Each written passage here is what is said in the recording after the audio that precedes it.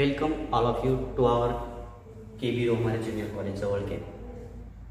Myself Sachin Rahane and I am here to teach you a special subject, and the name of that subject is physics. मी तुम्हाला physics शिकवणार. आता physics म्हणजे जर तसं पाहिलं तर खूप अवघड मानला जाणारा सब्जेक्ट आहे. मानला जाणारा म्हणतोय, सब्जेक्ट अवघड नाहीये, बट तो अवघड मानला जातो. का? तर त्यामागे खूप सारे कारण आहेत. फिजिक्स जर व्यवस्थितपणे समजून घ्यायचं असेल तर तुम्हाला तुमची इमॅजिनेशन पॉवर इम्प्रूव्ह करावी लागेल. तुमचं जे काही लॉजिक आहे ते लॉजिक व्यवस्थितपणे डेव्हलप करावं लागेल, तरच तुम्ही फिजिक्स व्यवस्थितपणे समजू शकता.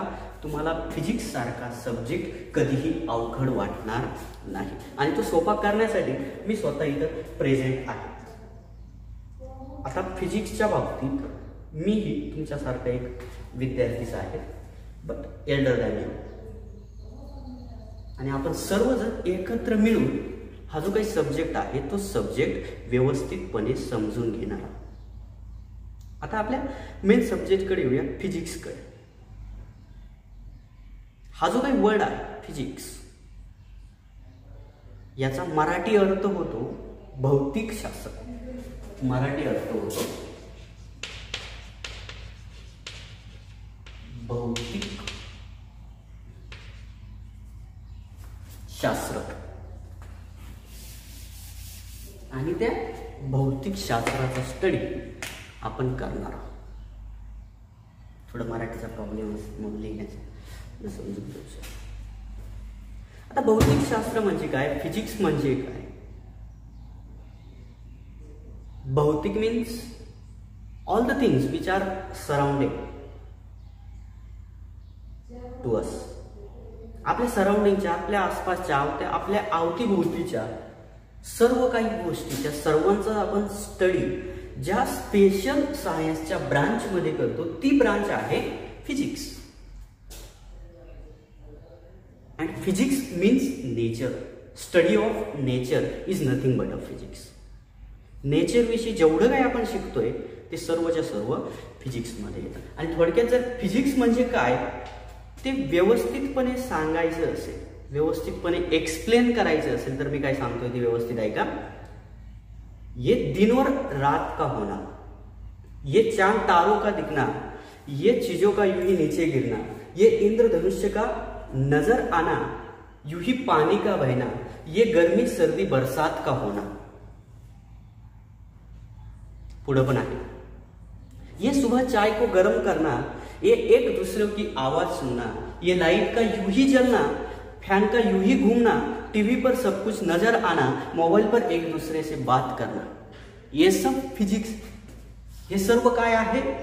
फिजिक्स आहे. तुमच्या डेली लाईफ मध्ये तुम्ही जे काही करताय किंवा जे काही तुम्ही ऑब्झर्व करताय त्या सर्व गोष्टी आहे फिजिक्स. त्या सर्वांचा एक सायंटिफिक स्टडी ज्या सब्जेक्ट मध्ये केला जातो त्या सब्जेक्टला आपण म्हणणार आहोत फिजिक्स. दॅट मीन्स भौतिक शास्त्र.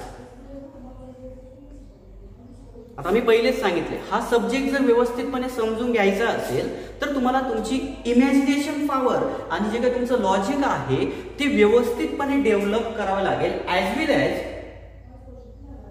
सब्जेक्ट वरती कॉन्सन्ट्रेट करावं लागेल. जे काही मॅटर तुम्हाला या पूर्ण अकॅडमिक इयरसाठी बोर्ड करून डेव्हलप केलं गेलेलं आहे, म्हणजे तुमचं जे काही 11चं बुक आहे त्या 11च्या बुकचा तुम्हाला व्यवस्थितपणे स्टडी करावा लागेल, तरच तुम्हाला हा फिजिक्स सारखा बाकीच्या विद्यार्थ्यांना अवघड वाटणारा सब्जेक्ट सोपा होणार आहे. आणि मी पहिले सांगितल्याप्रमाणे त्याला सोपं करण्यासाठी मी तुमच्यासाठी इथे अवेलेबल आहे.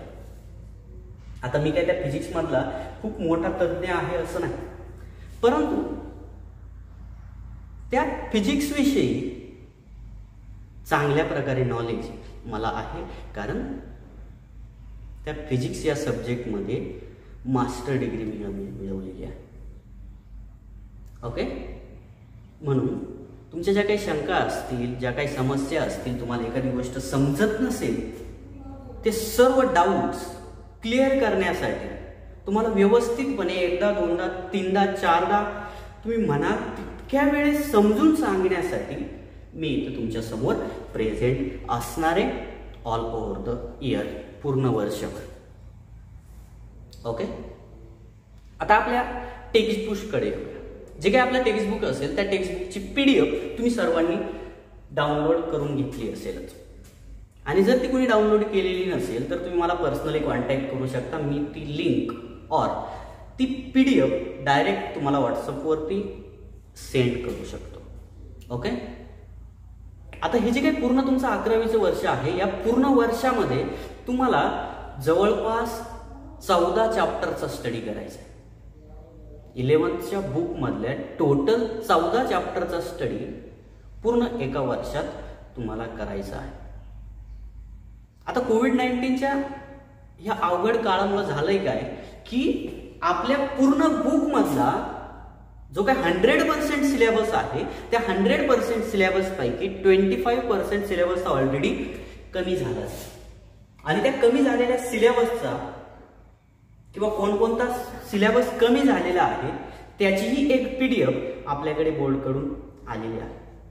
तीही PDF कुणाला हवी असेल, काहीपर्यंत ती PDF येऊनही पोहोचली असेल तर तीही PDF मी तुम्हाला अवेलेबल करून देऊ शकतो. तसं व्हॉट्सअप ग्रुपवरती ते सर्व तुमच्यासोबत शेअर केलं जाईलच. ओके. किंवा ज्याच्या वेळेस आपण चॅप्टर शिकणार आहोत त्या वेळेस चॅप्टर स्टार्ट करण्यापूर्वी त्या रिड्यूस झालेल्या सिलेबस विषयी आपण डिस्कस करणार आहोत. तुम्हाला तो सिलेबस त्यावेळेस सांगितला जाईल की हा पॉइंट, हा पर्टिक्युलर पॉइंट आपल्या सिलेबसमध्ये सध्या नाही. ओके. त्यामुळे सिलेबस विषयी जास्त काही चिंता करण्याची गरज तुम्हाला नाहीये. तुम्हाला फक्त स्टडी करण्यावरती, अभ्यासावरती कॉन्सन्ट्रेट करायचं आहे. जी काही तुमची एक्झाम होणार आहे, अगेन तुमच्यासाठी ह्या वर्षीसाठी तरी 70-30चा पॅटर्न असणार. 70 मार्कचे तुम्हाला थिअरी पेपर द्यायचा आहे आणि 30 मार्कचे प्रॅक्टिकल्स असतील. 17 ते 18 प्रॅक्टिकल किंवा 20ही प्रॅक्टिकल आपण पूर्ण अकॅडमिक इयरमध्ये परफॉर्म करणार आहोत सर्व मिळून.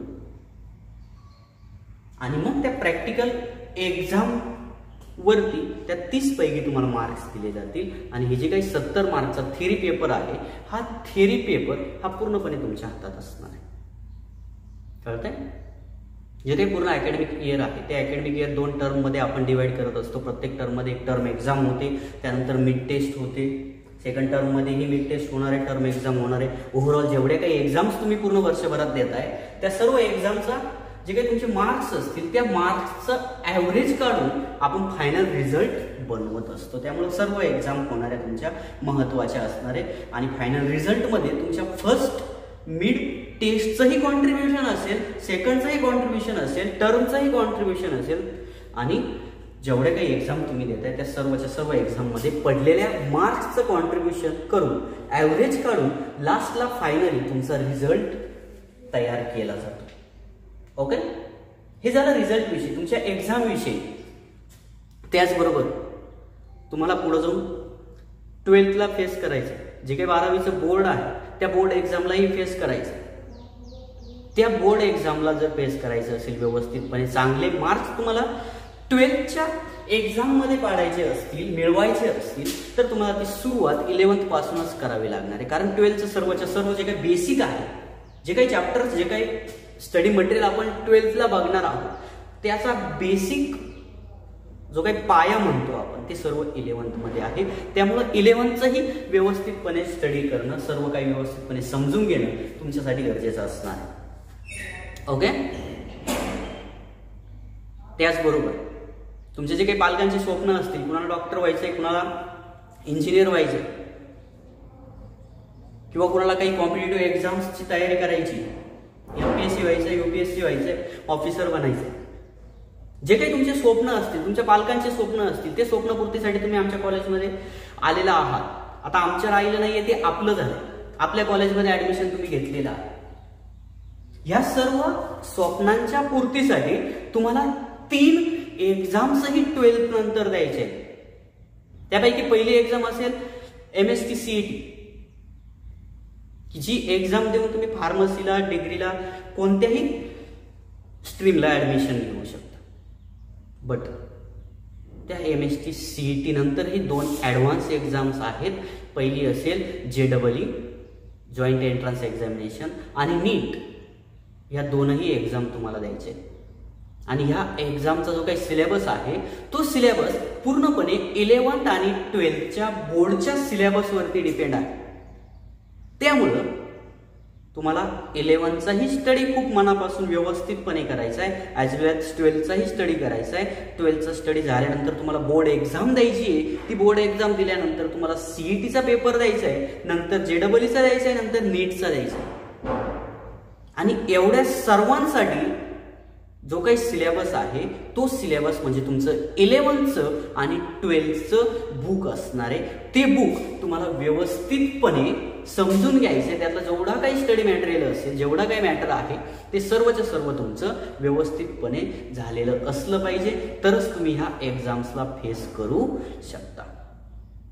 ओके, त्यामुळे अभ्यासाला सुरुवात तुम्ही आत्ताच करणार आहात. कदाचित काहींनी केलीही असेल, ज्यांनी केलेली नसेल त्यांच्यासाठी आहे हे. व्यवस्थितपणे अभ्यासाला सुरुवात करा. लॉकडाऊनमुळं किंवा कोविड-19च्या या गंभीर परिस्थितीमुळं आम्ही तुमच्यापर्यंत प्रत्यक्ष काही येऊन पोहोचत नाही आहोत किंवा तुम्ही कॉलेजला येऊ शकत नाही आहात. त्यामुळं सध्या आपल्यामध्ये हे जे काही ऑनलाईन कम्युनिकेशन चालणार आहे याच्या व्यतिरिक्त फेस टू फेस आपण एकमेकांसोबत संवाद सध्या तरी साधू शकत नाही आहोत. ओके, सर्व जे काही व्हिडिओज बाकीचे टीचर्स किंवा मी स्वतः अपलोड करतो आहे यूट्यूब चॅनलला तुमच्यासाठी, ते सर्वच्या सर्व व्हिडिओज तुम्ही व्यवस्थितपणे बघणार आहात आणि अभ्यासाला सुरुवात करणार आहात. आता आपल्या 11thच्या सिलेबसकडे येऊ. 11thचा जो काही सिलेबस आहे त्या 11thच्या सिलेबसमध्ये आपल्याला 14 चॅप्टरचा स्टडी करायचा. त्यापैकी पहिला चॅप्टर आहे युनिट्स आणि मेजरमेंट. Units and measurement. जे काही डिफरंट युनिट्स, एकक मेजरमेंटसाठी यूज केले जातात त्या डिफरंट युनिट्सचा विचार आपण या पूर्ण चॅप्टरमध्ये करणार आहोत. त्यानंतर नेक्स्ट चॅप्टर आहे मॅथमॅटिकल मेथड्स. फिजिक्स समजून घेण्यासाठी ज्या काही मॅथमॅटिकल टूल्सचा, मॅथमॅटिकल मेथडचा यूज केला जात आहे. आता फिजिक्स म्हणजे जवळपास 70-75% मॅथच आहे. मॅथ आणि फिजिक्स एवढं काही वेगळं नाही. आपल्याला वेगवेगळे डेरिव्हेशन्स डिराईव्ह करायचे, वेगवेगळे मॅथमॅटिकल कॅल्क्युलेशन्स करायचे, वेगवेगळे प्रॉब्लेम्स सॉल्व्ह करायचे. या सर्वांसाठी इन शॉर्ट फिजिक्स व्यवस्थितपणे समजून घेण्यासाठी ज्या काही मॅथमॅटिकल टूल्सचा, मॅथमॅटिकल मेथड्सचा यूज आपल्याला करायचा आहे त्या सर्वच्या सर्व मॅथमॅटिकल मेथड्स विषयी, मॅथमॅटिकल टूल्स विषयी या 2 नंबरच्या चॅप्टरमध्ये आपण शिकणार आहोत. चॅप्टरचं नाव आहे mathematical methods in a physics और सिंपली मॅथमॅटिकल मेथड्स. 3rd नंबरचा चॅप्टर आहे लॉज ऑफ मोशन. मोशनच्या रिलेटेड, गतीच्या रिलेटेड जेवढे काही लॉज आहेत, न्यूटन्सचे लॉज, त्या न्यूटनच्या लॉज विषयी, मोशन विषयी आपण ह्या पूर्ण चॅप्टर मध्ये शिकणार आहोत. 5th चॅप्टर आहे ग्रॅव्हिटेशन. आता हा चॅप्टर तुमचा ऑलरेडी 10thला झालाय, बट ते बेसिक झालं. त्या ग्रॅव्हिटेशनच्या रिलेटेड आणखी ऍडव्हान्स मध्ये आपण स्टडी करणार आहोत 11th स्टँडर्ड मध्ये. 6th नंबरचा चॅप्टर आहे मेकॅनिकल प्रॉपर्टीज ऑफ सॉलिड. आता मॅटरच्या 3 स्टेट तुम्हाला माहिती आहे, सॉलिड, लिक्विड अँड गॅसेस. या 3 मॅटरच्या स्टेट पैकी जी पर्टिक्युलर स्टेट आहे सॉलिड, त्या सॉलिडच्या मेकॅनिकल प्रॉपर्टीजचा आपण विचार करणार आहोत. त्या सॉलिड वरती एक्सटर्नल फोर्स अप्लाय केल्यानंतर जे काही बदल त्या सॉलिड मध्ये घडत आहे त्या सर्वांचा विचार या चॅप्टरमध्ये आपण करणार आहोत. चॅप्टरचं नाव आहे mechanical properties of solid. 7th नंबरचं चॅप्टर आहे thermal properties of matter. whatever be the thermal properties related to the matter that can be studied in this chapter. Thermal property मॅटरच्या ज्या काही थर्मल प्रॉपर्टीज असतील, मॅटरला हीट सप्लाय केल्यानंतर त्याच्यामध्ये होणारे जे काही चेंजेस असतील, त्याचे जे काही प्रॉपर्टीज असतील, त्या सर्वच्या सर्व प्रॉपर्टीजचा विचार आपण या 7 नंबरच्या चॅप्टरमध्ये करणार आहोत. त्यानंतर 8 नंबरचा चॅप्टर आहे साऊंड. मी जे काही बोलतोय ते तुम्ही ऐकताय, ऍक्च्युअली ते रेकॉर्ड होते, रेकॉर्ड तुमच्यापर्यंत येऊन पोहोचताय आणि तुम्ही ते ऐकताय. तो साऊंड तुमच्या कानापर्यंत कशा प्रकारे येऊन पोहोचतोय, त्या साऊंडच्या ज्या काही प्रॉपर्टीज असतील, तो साऊंड मीडियम मधून कशा प्रकारे प्रोपागेट होतोय, कशा प्रकारे ट्रॅव्हल होतोय, तुम्ही बोलल्यानंतर तुमच्यापर्यंत कशा प्रकारे येऊन पोहोचतोय, या सर्व गोष्टींचा विचार आपण या चॅप्टर मध्ये करणार आहोत. चॅप्टरचं नाव आहे साऊंड. 8 नंबरचा चॅप्टर आहे आणि 9 नंबरचा चॅप्टर असणार आहे ऑप्टिक्स. ऑप्टिक्स हा पूर्ण चॅप्टर लाईटच्या रिलेटेड असणार आहे.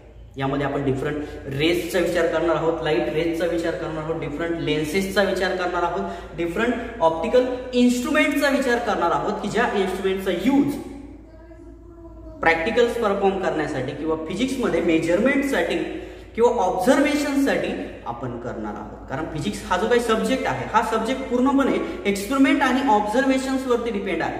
एक्सपेरिमेंट, ऑब्झर्वेशन्स आणि measurement is nothing but a physics. हे सर्व म्हणजे काय असणार आहे? फिजिक्स असणार आहे. या फिजिक्सचा स्टडी करण्यासाठी हा जो काही ऑप्टिक्स चॅप्टर आहे किंवा जे पर्टिक्युलर लाईटचा जर आपल्याला विचार करायचा असेल, लाईटचा जर स्टडी करायचा असेल, लाईटचा स्पीड फाइंड आउट करायचा असेल, लाईटच्या डिफरंट प्रॉपर्टीजचा विचार आपल्याला करायचा असेल, तर हे सर्व शिकण्यासाठी हा जो काही चॅप्टर आहे ऑप्टिक्स, याचा विचार करणं गरजेचं आहे. हे सर्व आपण या चॅप्टर मध्ये शिकणार आहोत. त्यानंतर 10 नंबरचा चॅप्टर आहे इलेक्ट्रोस्टॅटिक. आता हा चॅप्टर चार्जच्या रिलेटेड असणार आहे. तुम्हाला 2 प्रकारचे चार्ज माहित आहे, एक पॉझिटिव्ह चार्ज, एक निगेटिव्ह चार्ज. हे ऑलरेडी तुमचं 10th ला झालेलं आहे. त्या चार्जला ज्यावेळेस आपण रेस्ट पोझिशनला ठेवू, अशा एका जागेवरती फिक्स करून ठेवू आणि त्या चार्जच्या वेगवेगळ्या प्रॉपर्टीजचा विचार, त्या चार्जच्या रिलेटेड जेवढे काही कन्सेप्ट असतील त्या सर्वांचा विचार, त्या चार्जचा जो काही स्टडी आपण करतोय त्याला म्हटलं जातं इलेक्ट्रोस्टॅटिक.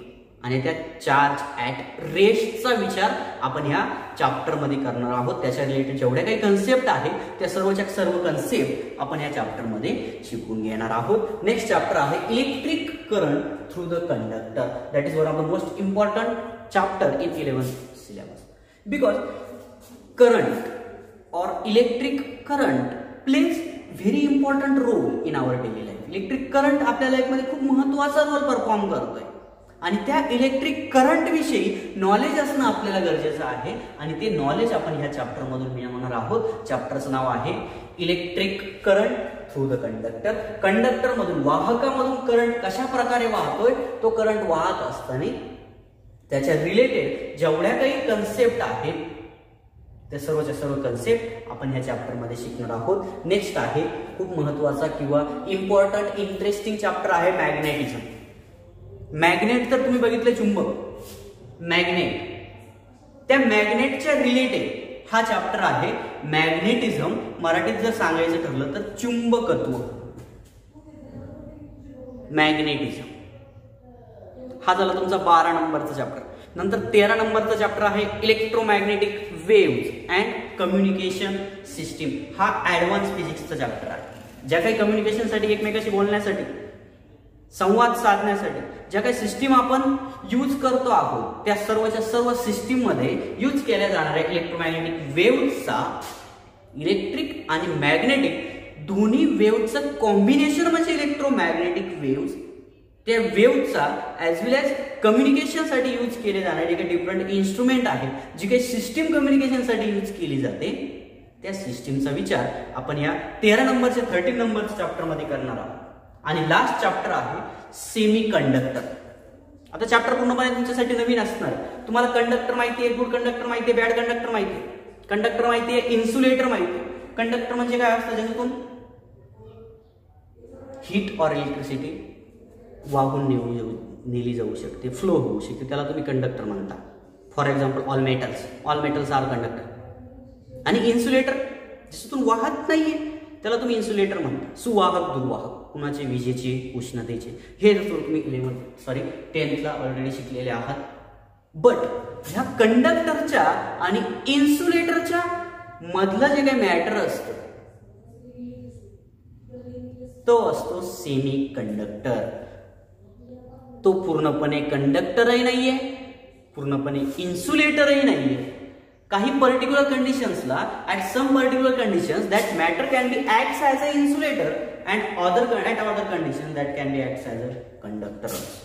असा मॅटर की जो, असा सबस्टन्स की जो एका पर्टिक्युलर कंडिशनला कंडक्टर म्हणून ऍक्ट होणार आहे आणि दुसऱ्या पर्टिक्युलर कंडिशनला इन्सुलेटर म्हणून ऍक्ट होणार आहे. अशा महत्वाच्या इंटरेस्टिंग मॅटर विषयी, इंटरेस्टिंग सबस्टन्स विषयी आपण ह्या सेमीकंडक्टर या चॅप्टरमध्ये शिकणार आहोत. त्या सेमीकंडक्टरचे वेगवेगळे टाइप्स आपण बघणार आहोत. त्या कशा प्रकारे डिझाईन केले जातात, कशा प्रकारे कन्स्ट्रक्ट केले जातात, सेमीकंडक्टरच्या प्रॉपर्टीजचा विचार, सेमीकंडक्टरमधून करंट फ्लो केल्यानंतर काय काय बदल त्या सेमीकंडक्टरमध्ये होत आहे, या सर्वांचा विचार आपण त्या शेवटच्या सेमीकंडक्टर्स या चॅप्टरमध्ये करणार आहोत. आणि हे जे काही चॅप्टर्स आहेत, electrostatic, electric current through the conductor, magnetism, electromagnetic waves and communication system and semiconductor, हे सर्वच्या सर्व चॅप्टर आहेत तसेच फक्त थोडे ऍडव्हान्स 12thलाही तुम्हाला स्टडी करायचे आहे.